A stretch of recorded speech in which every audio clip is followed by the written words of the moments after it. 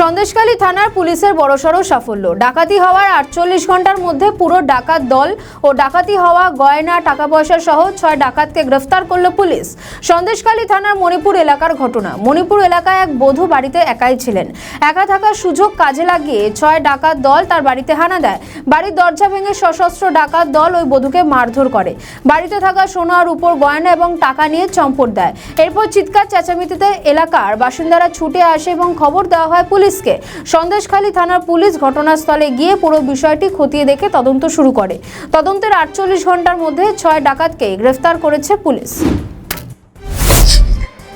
গত শুক্রবার গত শনিবার 31 তারিখ 31/1/2026 শম্ভুনাথ মন্ডল বলে একজন ভদ্রলোক, যিনি সন্দেশখালীর জয়গোপালপুরে, মণিপুর জিপির আন্ডারে জয়গোপালপুরে থাকেন।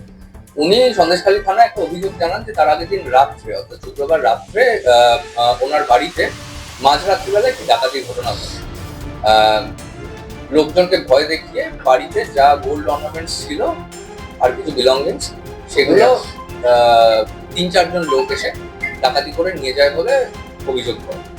অভিযোগের ভিত্তিতে আমরা একটা কেস লঞ্চ করি। যদিও ইনিশিয়ালি ওনারা কাউকে আইডেন্টিফাই করতে পারেননি, আননোনের এগেইনস্টে কমপ্লেন ছিল।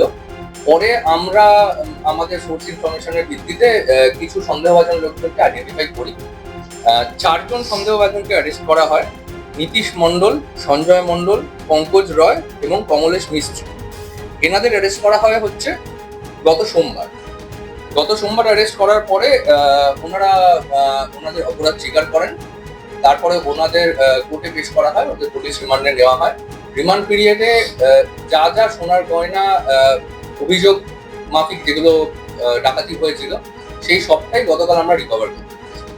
আর এর সাথে আরো একটা ব্যাপার, গতকাল আমরা আরো 2 জন সন্দেহভাজন, বাপি পাইক এবং শুভঙ্কর পাইককে অ্যারেস্ট করেছি।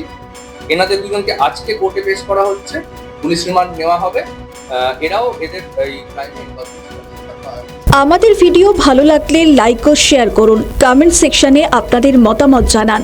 আরও ভিডিও পেতে আমাদের চ্যানেলটিকে সাবস্ক্রাইব করুন এবং প্রতি মুহূর্তে খবরের আপডেট পেতে প্রেস করুন বেল আইকন।